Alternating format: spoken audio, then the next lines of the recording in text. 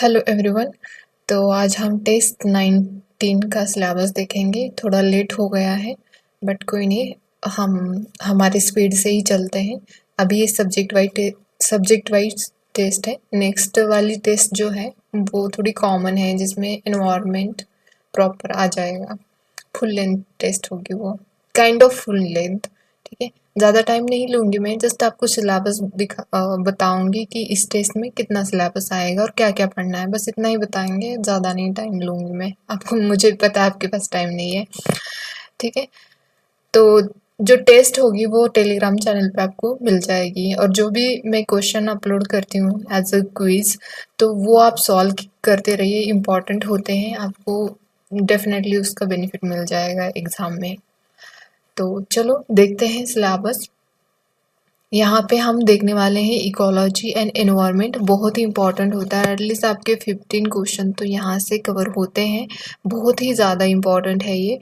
तो अच्छे से इसके बेसिक कॉन्सेप्ट जो है उसको अच्छे से क्लियर करें और अच्छे से पढ़े। जितना इसमें दे रखा है, मतलब अगर आप साथ में PYQ भी आप देख लेना। PYQ की थीम जो होती है उसको अच्छे से कवर करना, क्योंकि उससे रिलेटेड क्वेश्चन आते हैं नेक्स्ट ईयर में।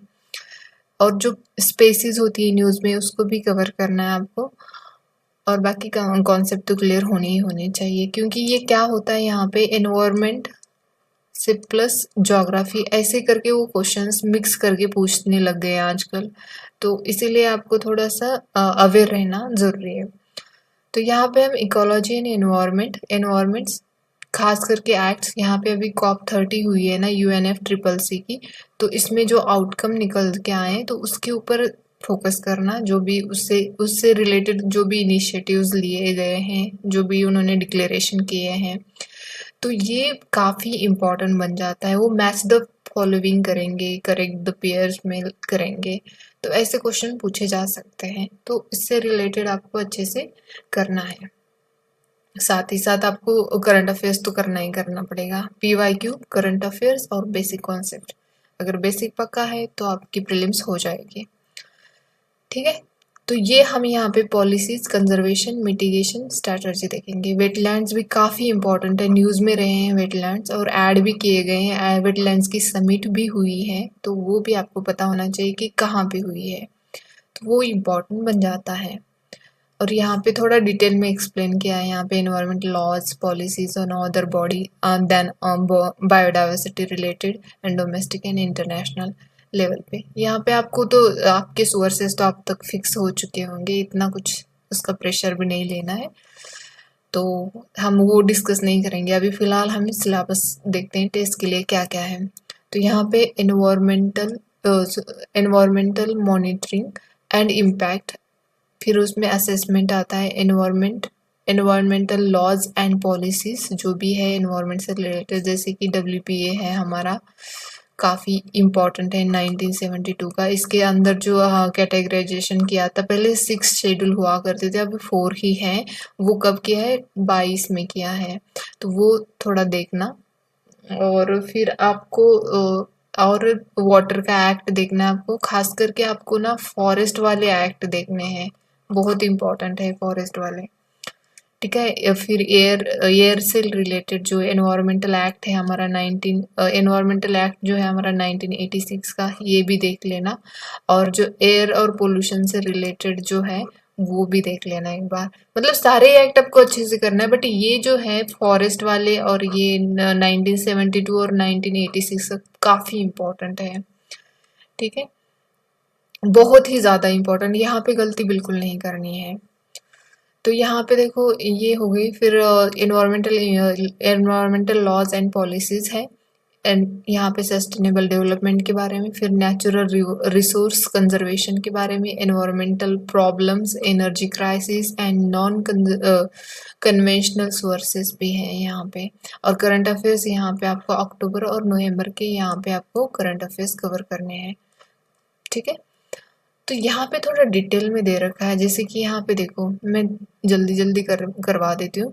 यहाँ पे institutional and organisational mechanism, environmental acts and policy, conservation, treaties, alliances, environmental conventions, mitigation strategies, India and climate change, ये यहाँ पे देखना है, environmental monitoring and impact assessment, ठीक है।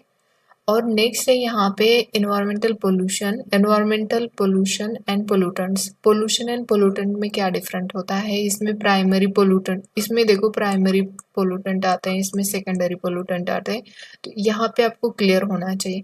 यहाँ पे एयर पोल्यूशन, वाटर पोल्यूशन आता है, इसमें सॉइल पोल्यूशन आता है, नॉइज पोल्यूशन आता है, रेडियो एक्टिव पोल्यूशन आता है, ई वेस्ट आता है, सॉलिड वेस्ट आता है, ठीक है।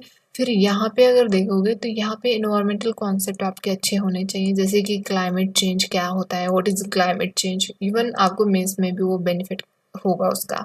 सो एसिडिफिकेशन कैसा होता है, क्यों होता है, इसके क्या कॉजेस हैं, इम्पैक्ट क्या होता है एसिडिफिकेशन का, ये देखो यहाँ पे कॉजेस एंड इसके इम्पैक्ट। अब देखो इम्पैक्ट तो यहाँ पे इसमें एक तो स्पेसिस के ऊपर क्या इम्पैक्ट होता है, या फिशरी से लेके फिर वो इकोनॉमिकल इम्पैक्ट भी हो जाएगा, लेकिन खास करके मराइन इम्पैक्ट यहाँ पे काफ़ी इम्पोर्टेंट होता है, उसके बारे में देखना है। यूट्रोफिकेशन किसकी वजह से होता है, कौन सी जो इसमें न्यूट्रिएंट ज़्यादा होते हैं तो उसकी वजह से यूट्रोफिकेशन होता है। व्हाट इज़ यूट्रोफिकेशन, इस तरह से खुद को क्वेश्चन भी पूछना चाहिए कि हमें आता है कि नहीं आता है, वो पता चला। ओजोन डिप्लीशन मतलब एग्जैक्टली क्या होता है, ओजोन कहाँ पे है, कौन सी लेयर में प्रेजेंट होता है, कैसे फॉर्म होता है ओजोन, तो ये इम्पोर्टेंट है।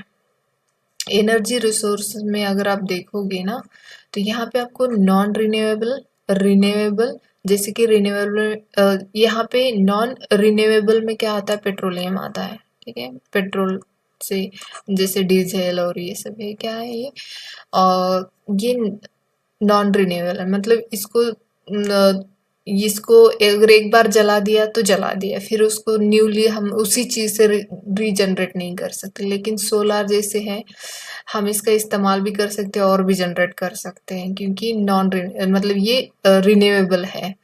यहाँ पे विंड है, हाइडल है, जियोथर्मल है, बायोमास है, अदर्स भी है इसमें, जिसकी एनर्जी कंजर्वेशन हम कर सकते हैं। तो ये कुछ रिसोर्सेस है, मैंने ज़्यादा यहाँ पे नहीं बताया, मतलब ज़्यादा टाइम नहीं लेना है मुझे खास करके, तो इसलिए मैंने शॉर्ट में बता दिया, ठीक है। इस तरह से आप पढ़ोगे ना तो सही हो जाएगा। तो आज के लिए इतना ही, धन्यवाद। अच्छे से पढ़िए, अभी अभी का टाइम बहुत क्रूशियल है, अच्छे से फोकस दे के आपके वीकनेस पे आप काम करिए।